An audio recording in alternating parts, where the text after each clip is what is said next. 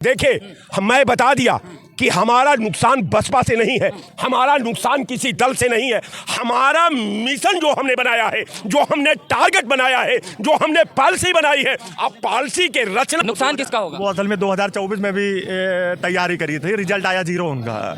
2027 में भी वही करेंगी जो हाँ। और क्या एक विधायक कि हल्के जंजीर तो जंजीर नहीं है, नुक्ते तस्वीर तो तस्वीर नहीं है, तकदीर तो किसी कौम का हुआ करता है, किसी शख्स का तस्वीर कोई तस्वीर नहीं। मौर्य, अरे नाम ले लिया। बेबी रानी मौर्य जी, तो आप बताइए क्या हालत है। तो इनके मंत्रियों की जब नहीं सुनवाई हो रही है तो ये निरंकुश सरकार हो गई है और जनता को प्रताड़ित कर रही है। तकलीफ हो रही है इनके मंत्रियों को नहीं सुनी जा रही, तो आपकी बल चल रही है भारतीय जनता पार्टी के राष्ट्रीय अध्यक्ष की। अभी तक भारतीय जनता पार्टी अपने अध्यक्ष का चुनाव नहीं कर पा रही है, न उत्तर प्रदेश में न केंद्र में। तो जनता सवाल उठा रही है कि अध्यक्ष चुनने में इतनी देरी क्यों। कुछ लोग सवाल ये कह रहे हैं कि संघ का हाथ है, कुछ कह रहे हैं भारतीय जनता पार्टी का लोकतंत्र बहुत बड़ा है, चुनने में बड़ा समय लग जाता है। तो क्या समय इतना लग जाएगा कि अपने एक राष्ट्रीय अध्यक्ष का चुनाव ही नहीं कर पा रही भारतीय जनता पार्टी? न उत्तर प्रदेश, क्योंकि एक ही साल बचा हुआ है उत्तर प्रदेश का विधानसभा चुनाव होने में, उसमें भी प्रदेश अध्यक्ष का चुनाव नहीं कर पा रही है। कई जिला अध्यक्षों की बात नहीं हो पा रही है। चल क्या रहा है भारतीय जनता पार्टी में? इधर कुछ पार्टी इनके गठबंधन के लोग नाराज़ चल रहे हैं, चाहे वो सुभाषपा के ओपी राजभर हो या निषाद पार्टी के संजय निषाद हो।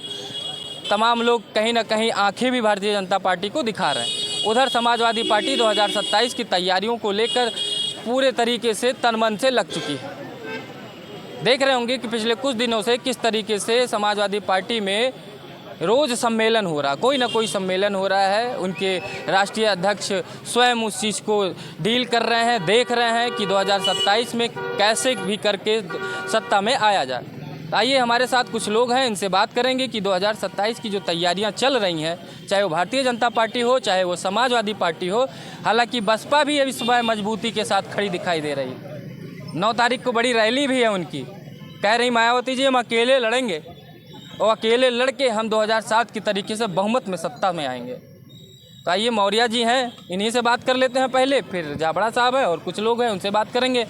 क्या लग रहा है आपको, राष्ट्रीय अध्यक्ष चुनने में देरी क्यों हो रही? अब तो वो भाजपा वाले जाने। अभी कांग्रेस का होता तो हेडलाइट चल रही होती, रोड डेली। ये रोड डेली चल रही होती। और पत्रकार लोग भी पूछ रहे होते कि लो अभी तक अपना अध्यक्ष नहीं चुन पाए, न यूपी का न केंद्र का, और इनके यहाँ भाजपा में कितना मारा मारी चल रही है। तो हम पूछ ही रहे हैं ना, इसीलिए हम पूछ रहे हैं आपसे। बताइए, सुधांशु त्रिवेदी जी का नाम चल रहा है, क्या वो योग्य अध्यक्ष बन पाएंगे भारतीय? लेकिन मुझे तो ये भी पता चला है कि यहाँ कुर्सी की भी खींचतान चल रही है।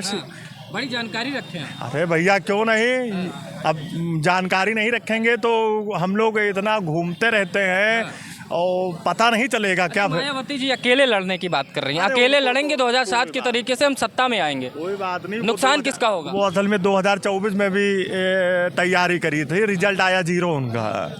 2027 में भी वही करेंगी जो हाँ। और क्या, एक विधायक है उनके पास। अरे वो भी खत्म हो जाएंगे, नहीं तो भाजपा ले लेगी उसको फिर तुरंत। अभी तक तो नहीं ले पाई। ईमानदार हैं उनके विधायक, टूटते हैं तो समाजवादी पार्टी के लोग टूटते हैं, कहते हैं। अरे यार अब क्या बताया जाए महोदय जी, आपको भी पता है, मुझे भी। राकेश सिंह कौन थे, अभय सिंह कौन थे, मनोज पांडे कौन थे, यही सब तो टूट के भारतीय जनता पार्टी में गए ना। तो लोग कहते हैं इन्हीं अखिलेश यादव जी ने कहा कि विधायक हम बनाते हैं, नेता हम बनाते हैं, दगाबाजी हम ही से करके चले जाते हैं। हाँ तो सही कह रहे हैं, उसमें कोई गलत बात नहीं है। मध्य प्रदेश में सरकार बनी, देखे 2 साल भी नहीं चल पाई वहाँ पर। कभी मेरी उम्र आज 35 साल है, महाराष्ट्र में रातों रात सीएम बनाए गए हैं। क्या इतनी इमरजेंसी पड़ गई कि रात में ही सब तैयारी हो गई? अरे जब गठबंधन में जनता यहाँ सो रही है, वहाँ मुख्यमंत्री। अरे तो जिनके साथ गठबंधन था वो इधर उधर भाग रहे थे, तो उनको लगा बना लेते हैं, शायद टिके रहेंगे। ये बताइए, जब जिसको जाना होगा तो उसको आप खूंटे में भी बांध लीजिए और वो चला जरूर जाएगा। बात दिख गई, बीजेपी वाले तो दिख ही रहे, कांग्रेस कहाँ पे है? अब देखिए साहब, हम सारे लोगों की बात अभी सुन रहा था मुझे एक लाइन याद आ गई 2 लाइन कहिए आप। कि हल्के जंजीर तो जंजीर नहीं है, क्या बात। नुक्ते तस्वीर तो तस्वीर नहीं है, तकदीर तो किसी कौम का हुआ करता है, किसी शख्स का तस्वीर कोई तस्वीर नहीं ताली है। बजाइए भाई राज साहब तो के लिए। कहने का मेरा मतलब ये है कि इतना व्याकुलता क्यों है।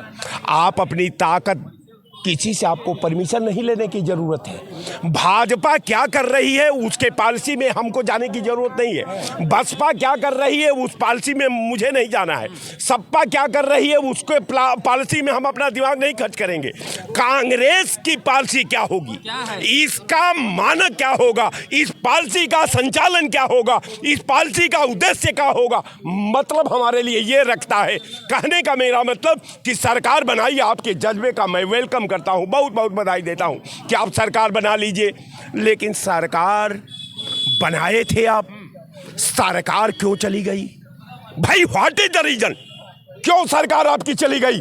आप एक बार नहीं 4 बार सरकार बनाए, और जो है सरकार बनाने के बाद आप कह रहे हैं न्याय व्यवस्था की बात करते हैं। आपने ये जो जेल है, पुराना जेल बहादुर शाह जफर के नाम पर थी। मेरे भाई एक माइनॉरिटी के थे, अभी अपना प्यार झलका रहे थे।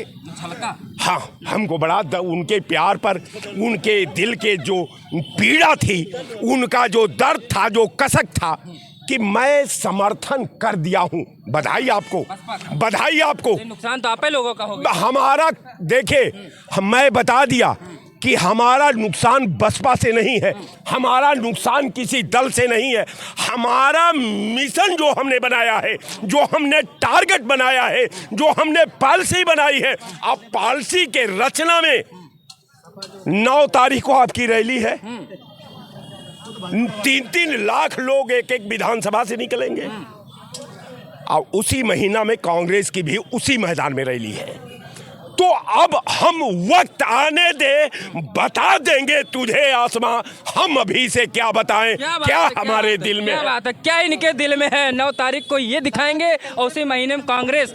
आप सिर्फ प्रेस कॉन्फ्रेंस करते रहे। अनुज जी अभी आप कह रहे थे ना, सबका साथ, सबका विकास, सबका विश्वास। 69,000 शिक्षक भर्ती, पिछड़े और दलितों का हक माननीय मुख्यमंत्री योगी आदित्यनाथ की सरकार में घोटाला कर लिए। आज भी बच्चे high court, supreme court, supreme court, high court, high court, supreme court कर रहे हैं। उनको कब हक मिलेगा? कैसे विश्वास करें हम लोग कि हमारा हक मारा जा रहा है और ये रामराज की सरकार में मारा जा रहा है? ये अफसोस की बात है। और जो समाज को प्रताड़ित किया जा रहा है वो तो किया ही जा रहा है, और इनके मंत्री अब कहने लगे हैं। आपको बता दें, माननीय के शर्मा जी ने कहा कि बिजली विभाग में घोर भ्रष्टाचार है। गांव में जाता हूं तो जनता कहती है, जनप्रतिनिधि कहते हैं कि घोर घंटा बिजली मिल रही भाई। अरे सुनिए, तो भ्रष्टाचार बहुत हो रहा है। और सुनिए, नंद गोपाल नंदी वो कह रहे हैं कि अधिकारी सुनी नहीं रहे। अभी जो है एक और मंत्री हैं और राज्यपाल भी रही हैं, वो कह रहे हैं कि अब मैं गया, अधिकारी एक और नहीं आए। तो आप सोच, मौर्य, अरे नाम ले लिया, बेबी रानी मौर्य जी। तो आप बताइए क्या हालत है। तो इनके मंत्रियों की जब नहीं सुनवाई हो रही है तो ये निरंकुश सरकार हो गई है और जनता को प्रताड़ित कर रही है। तकलीफ हो रही है, इनके मंत्रियों को नहीं सुनी जा रही, तो आपकी बल्ले बल्ले है। आपकी तरफ आ जाएंगे?